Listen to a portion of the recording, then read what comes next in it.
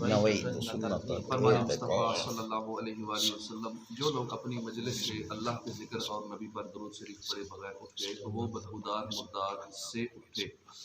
صلو علی الحبیب صلی اللہ تعالی علی محمد صلی اللہ علیہ وآلہ وسلم۔ 22واں پارہ سورہ احزاب کی آیت نمبر 52 تا 54۔ اعوذ باللہ من الشیطان الرجیم، بسم اللہ الرحمن الرحیم۔ لا يحل لك النساء من بعد ولا أن تبدل بهن من أزواج ولو أعجبك حسنهن إلا ما ملكت يمينك وكان الله على كل شيء رقيبا۔ يا أيها الذين آمنوا لا تدخلوا بيوت النبي إلا أن يؤذن لكم إلى طعام غير ناظرين إناه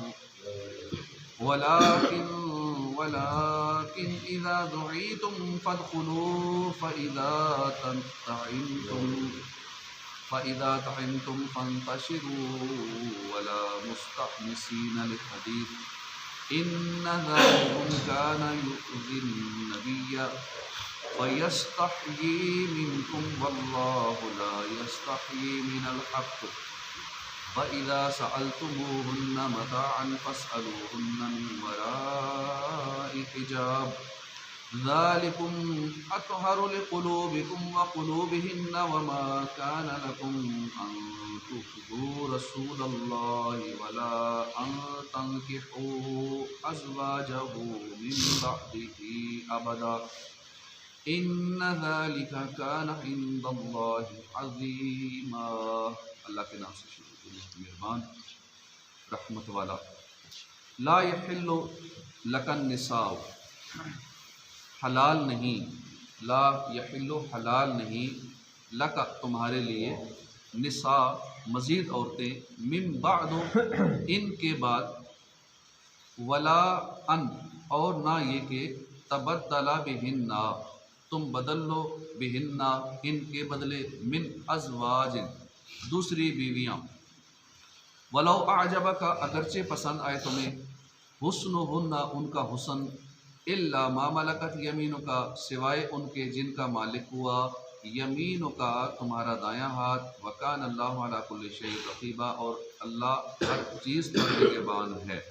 یا ایھا الذین آمنوا اے وہ لوگو جو ایمان لائے ہو، لا تدخلوا بیوت النبی تم داخل نہ ہو بیوت النبی نبی کے گھروں میں، الا مگر ان یؤذن یہ کہ اجازت دی جائے، لکم تمہیں، الی طعام کھانے وغیرہ کی طرف، غیر ناظرین نہ یوں کہ تم انتظار کرتے رہو، اناہو اس کے پکنے کا، ولیکن اذا دعیتم لیکن جب تمہیں بلایا جائے، دعیتم تمہیں بلایا جائے، دعوت دی جائے، فادخلوا تو داخل ہو جاؤ، فاذا طعمتم پھر جب کھانا کھا لو، فانتشروا تو اٹھ کر چلے جاؤ، ولا مستأنسین اور نہ دل بہلاتے رہو، لحدیث باتوں سے، ان ذالک کان یؤذی النبی بے شک یہ عمل تکلیف دیتا ہے نبی کو، فیستحیی منکم پس وہ شرماتے ہیں تم سے، واللہ لا یستحیی اور اللہ نہیں شرماتا، من الحق کے حق بیان کرنے سے،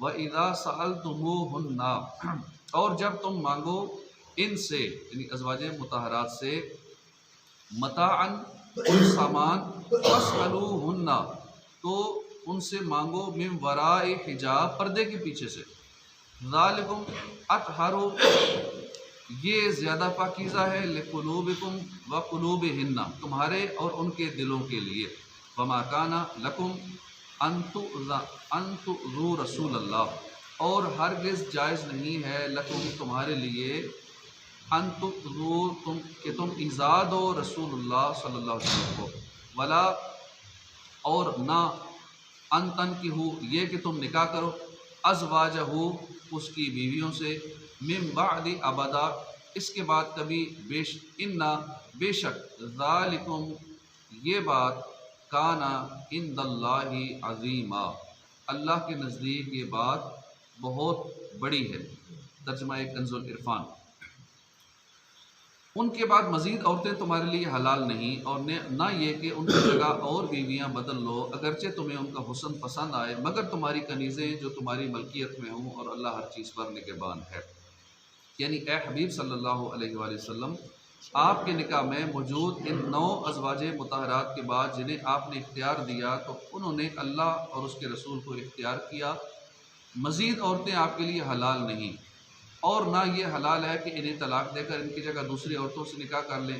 ان ازواج مطہرات کی یہ عزت افزائی اس لیے ہے کہ جب حضور صلی اللہ علیہ وسلم نے انہیں اختیار دیا تھا تو انہوں نے اللہ اور اس کے رسول کو اختیار کیا اور دنیا کی آسائشوں کو ٹھکرا دیا۔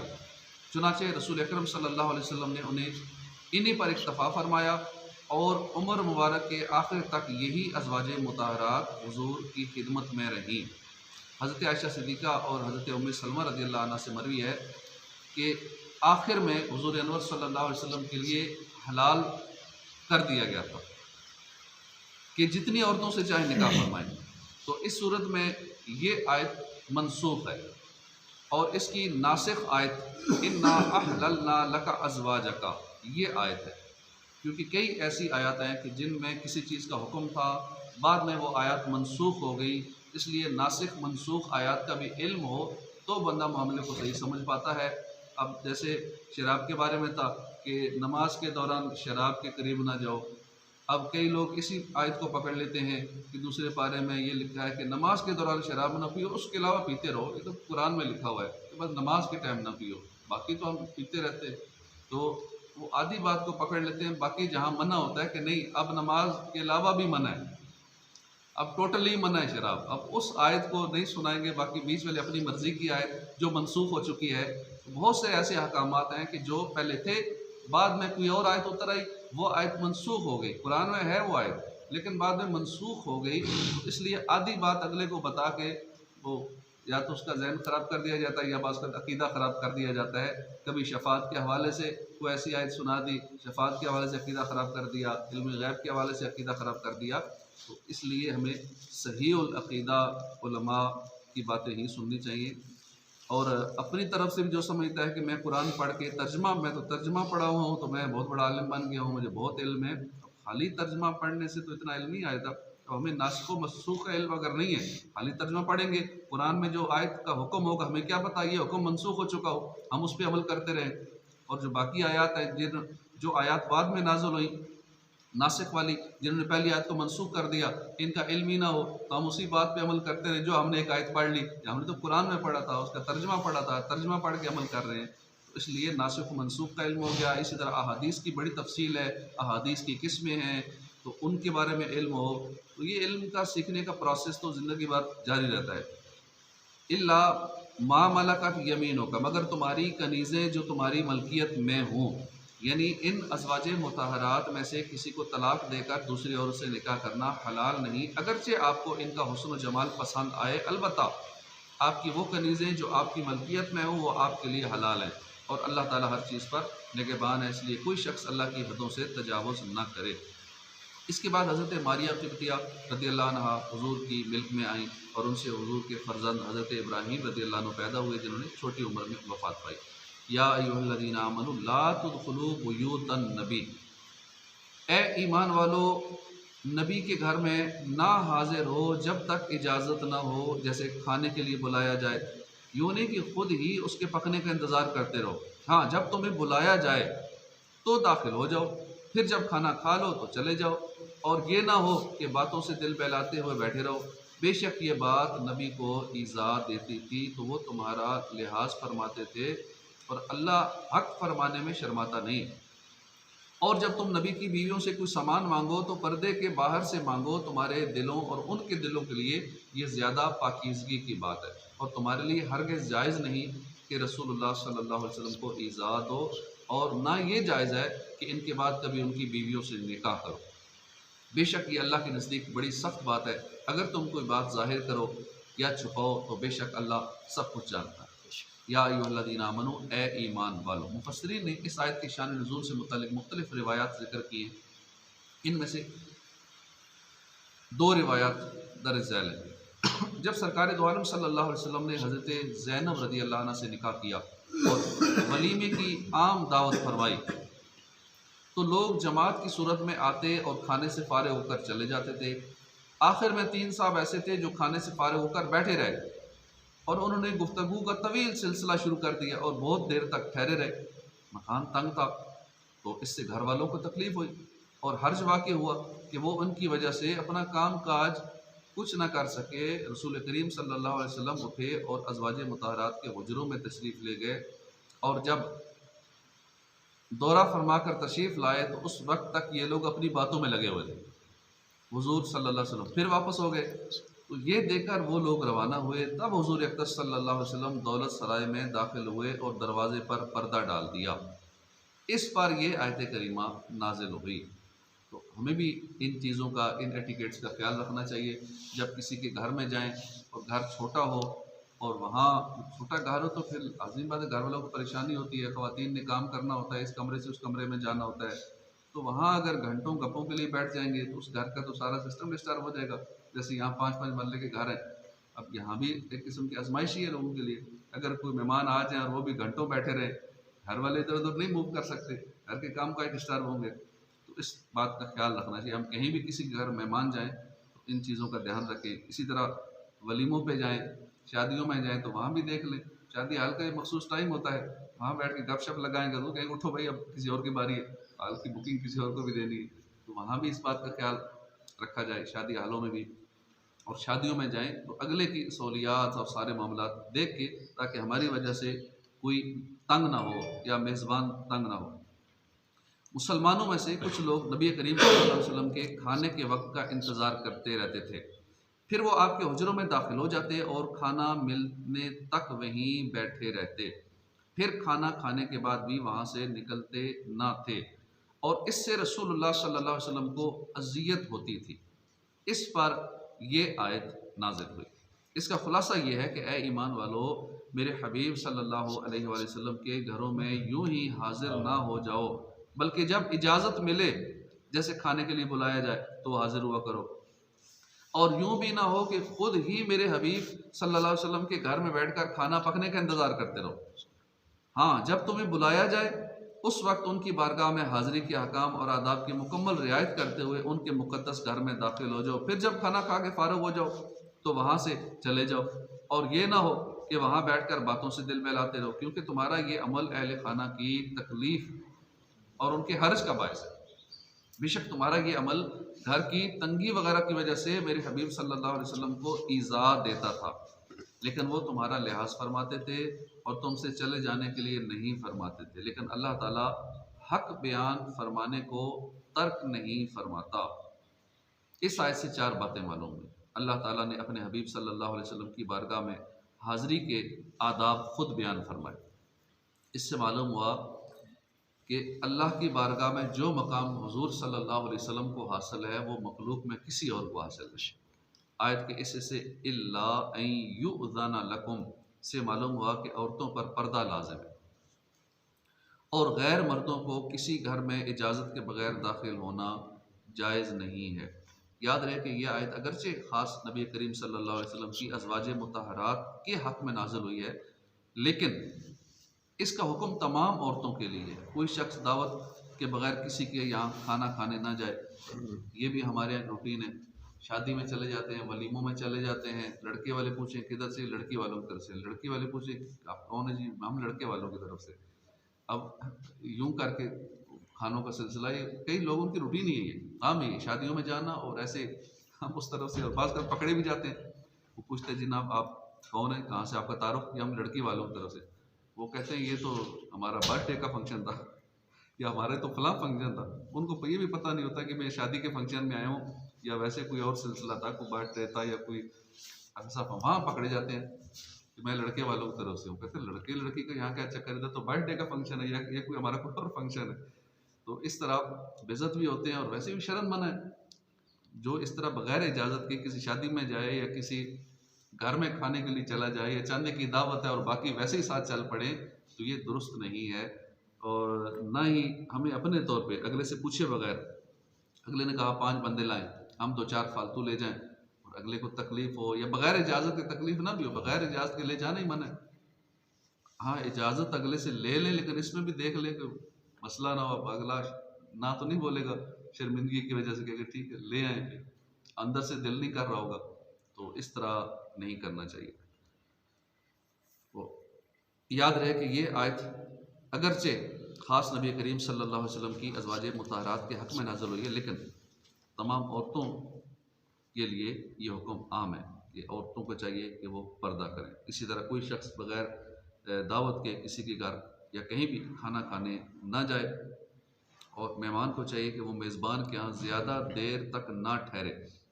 مہمان کو چاہیے کہ وہ میزبان کے ہاں زیادہ دیر تک نہ ٹھہرے تاکہ اس کے لیے حرج اور تکلیف کا سبب نہ ہو. اب کہیں زیادہ کوئی ایسی کلوزنس یا بہت ہی گھر کا کلوز بندہ ہے، بعض کا گھر والے بھی ہر ایک اتنے کلوز نہیں ہوتے، بعض کا بھائی بہن بھی اتنے کلوز نہیں ہوتے. اصل رشتہ نا احساس کا ہے. آج کل جو فزیکل رشتے ہیں بھائی بہن، نفرتیں، لڑائیاں، جھگڑے، نہ جانے خاص کر مال کی وجہ سے یا کسی اور وجہ سے، وراثت کی وجہ سے، یا ویسے ایک عجیب ماحول بن چکا ہے خاندانوں کے اندر، گھروں کے اندر. بہن بھائی ایک دوسرے کے دشمن ہیں، بھائی بھائی آپس میں دشمن بنے ہوئے ہیں. لیکن ایسے بھی ہیں جن میں آپس میں بڑی محبتیں بھی ہیں اس دور میں، لیکن بہت کم ہیں ایسے لوگ. تو یوں بھائی بھائی کے گھر میں بھی اگر مہمان بن کے جائے گا تو وہاں بھی دیکھ لے کہ کہیں اگلے کے لیے پریشانی کا باعث تو نہیں ہے. ہاں اتنی کلوزنس ہے یا وہ ماحول ایک الگ معاملہ ہے، وہ تو ایک ایکسیپشنل کیسز ہیں. اسی طرح بہت سارے دیکھیں کہ خاص کر یہ گلگت والی سائڈ پہ جب رشتہ دیتے ہیں پنجاب میں یا کہیں، تو سردیوں کے موسم میں وہ سارے ہجرت کر کے آ جاتے ہیں اپنی بیٹی کے داماد کے گھر میں.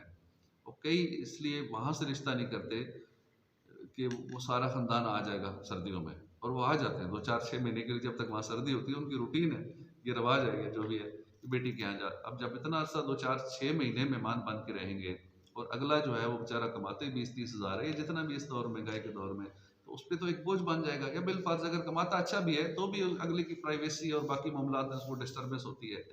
تو لیکن علم دین نہیں ہے یا دیگر معاملات کی وجہ سے بہت سارے دیکھیں کہ پی کے سے کئی پٹھان لوگ پنجاب میں شادیاں کرتے ہیں، اور شادی کے بعد وہ خاندان کے 4-5 بندے وہاں سے، کبھی چاچا آئے، مامے آئے ہوئے، خالہ آئے ہوئے، فلاں آئے ہوئے، اگلے باس کا اتنے تنگ آ جاتے ہیں ان کو بولنا پڑتا ہے بھائی جان چلے جاؤ.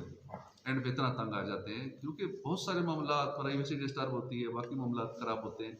تو یہ اس کا دھیان رکھنا چاہیے. ہاں کچھ آپس میں تعلق ایسا ہے یا محبتیں ایسی ہیں، وہ ایک اور الگ کیس ہے، ایکسیپشنل کیس ہے، وہ اکا دکا. لیکن عمومی یہ جو حکم یہاں بھی بیان کیا جا رہا ہے کہ یہ عام ہے. مہمان کو چاہیے کہ وہ میزبان کے ہاں زیادہ دیر تک نہ ٹھہرے تاکہ اس کے لیے حرج اور تکلیف کا سبب نہ ہو.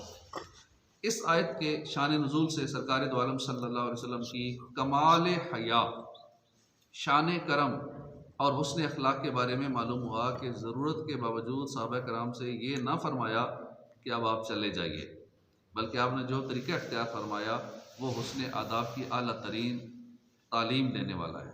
وَإِذَا سَأَلْتُمُوهُنَّ مَتَاعًا، اور جب تم نبی کی بیویوں سے کوئی سامان مانگو.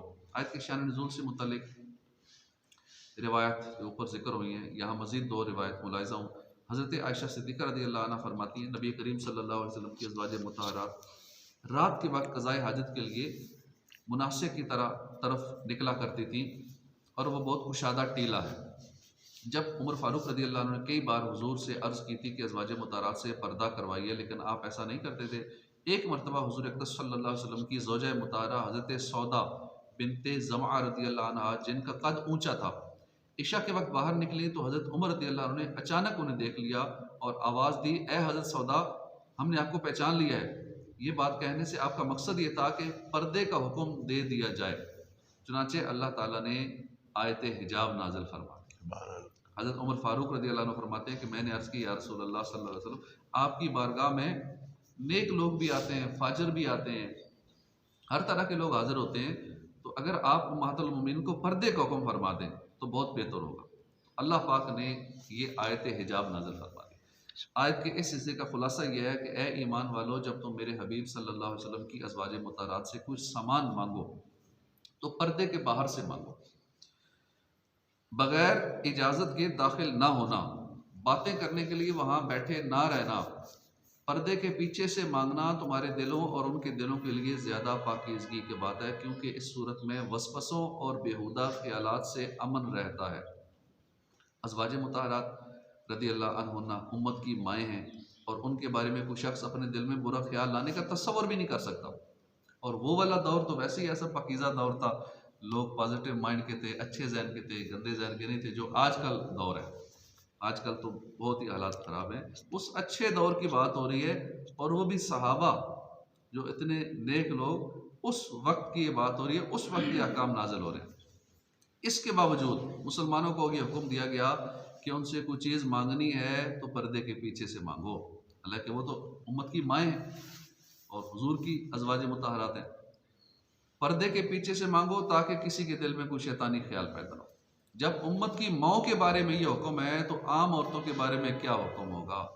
عام عورتوں کو پردہ کرنے اور اجنبی عورتوں کو ان سے پردہ کرنے کی حاجت زیادہ ہے، کیونکہ لوگوں کی نظر میں ان کی وہ حیثیت اور مقام نہیں ہے جو ازواج مطہرات کا مقام تھا۔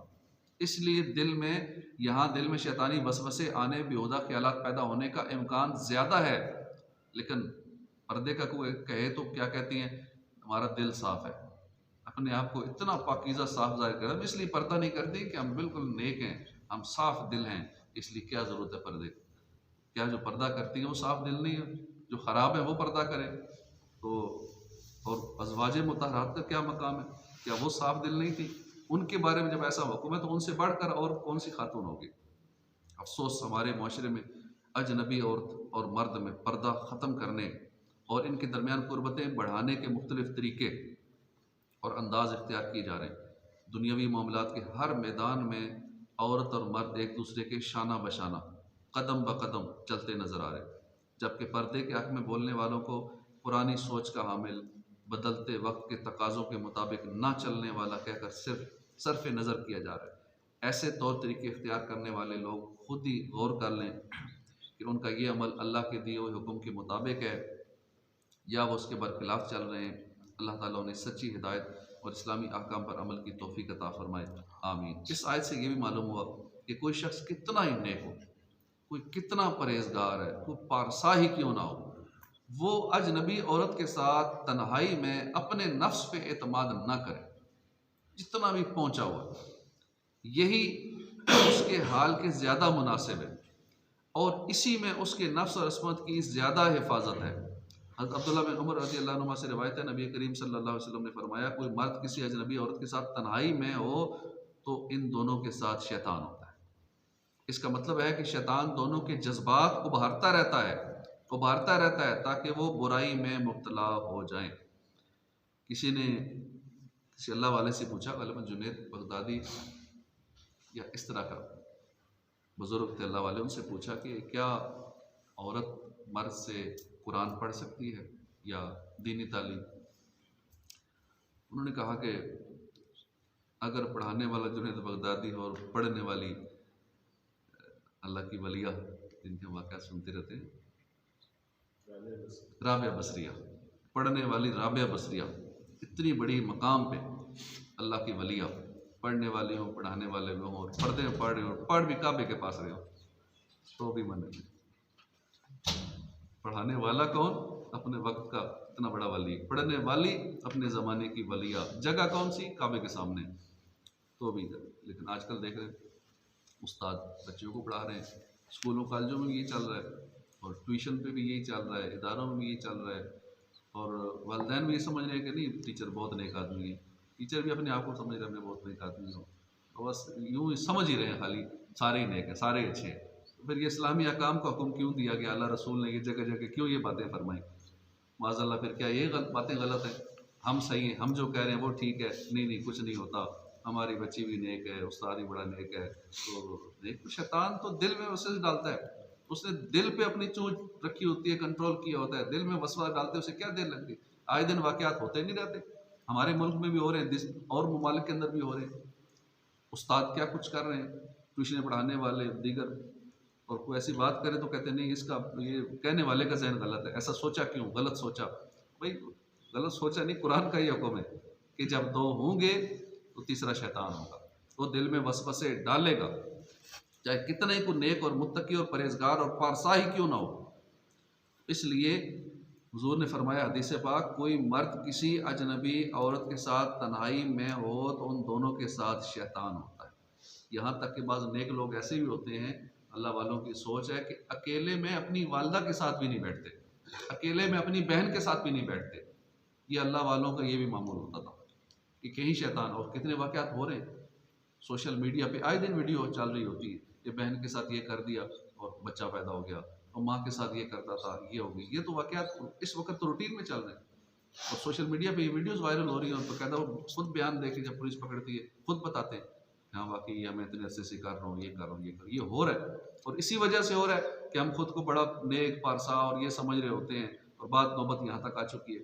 اس لیے اکیلے میں تو اپنی والدہ اور بہن اور اپنی بیٹی کے ساتھ بھی اکیلے میں اس حد تک حالات اس وقت پہنچ چکے کہ شیطان اتنا بھی وار کر دیتا ہے. اور کئی ایسے ہیں کہ وہ ایک نوجوان کا انٹرویو اگلے دن سن رہا تھا، کہتے وہ کیونکہ میری شادی نہیں کراتے تھے اس لیے وہ بہن کے ساتھ بدکاری کرتا رہا کتنا سا. میری شادی کیوں نہیں کرتے تھے؟ کیونکہ یہ حالات یہاں تک آ چکے ہیں. اس لیے اپنے بچوں کی جلدی شادیاں بالغ ہوتے جائیں شادیاں کر دینی چاہیے، ورنہ شیطان کو بہکاتے دیر نہیں لگتی، اور وہ حلال حرام محرم نامحرم بالکل کسی چیز کا دھیان، شہوت ایسی سوار ہو جاتی ہے دماغ پہ نا ہمارے نوجوانوں کو. پھر یہ موبائل اور یہ گناہ اتنے آسان، ہر ہاتھ میں گناہ، یہ سارے معاملات اتنے ہو چکے ہیں کہ اللہ پاک محفوظ فرمائے سب. تو اگر اسلامی احکامات کے مطابق نہیں چلیں گے نا تو پھر یہ سب کچھ ہوگا جو ہو رہا ہے، جو آئے دن سننے میں آ رہا ہے اور دیکھنے میں آ رہا ہے اور سوشل میڈیا پہ یہ سب دکھایا جا رہا ہے. وما کانا لکم ان تؤذوا رسول اللہ، اور تمہارے لیے ہرگز جائز نہیں کہ رسول اللہ کو ایذا دو. ایمان والوں کو بارگاہ رسالت کے آداب کی تعلیم دینے کے بعد تاکید کے ساتھ ارشاد فرمایا گیا کہ تمہارے لیے ہرگز جائز نہیں کہ تم رسول اللہ صلی اللہ علیہ وسلم کو ایذا دو اور کوئی کام ایسا کرو جو آپ کے مقدس قلب پر گراں ہو. اور نہ یہ جائز ہے کہ ان کے وسائل ظاہری کے بعد کبھی ان کی ازواج مطہرات سے نکاح کرو، کیونکہ جس عورت سے رسول کریم صلی اللہ علیہ وسلم نے عقد فرمایا وہ حضور کے سوا ہر شخص پر ہمیشہ کے لیے حرام ہوگی. اسی طرح وہ کنیزیں جو باریاب خدمت ہوئیں اور قربت سے سرفراز فرمائیں گی وہ بھی اسی طرح سب کے لیے حرام.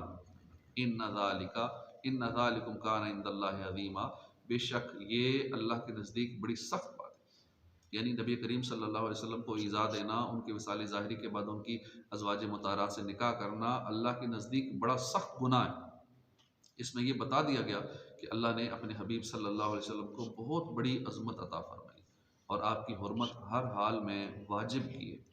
ان تبدوا شیئا او تخفوه، اگر تم کوئی بات ظاہر کرو یا چھپاؤ، یعنی نبی کریم صلی اللہ علیہ وسلم کے وصال ظاہری کے بعد ان کے ازواج مطہرات سے نکاح کرنے کے بارے میں تم کوئی بات ظاہر کرو یا چھپاؤ تو یاد رکھو کہ بے شک اللہ سب کچھ جانتا ہے اور وہ تمہیں اس کی سزا دے گا.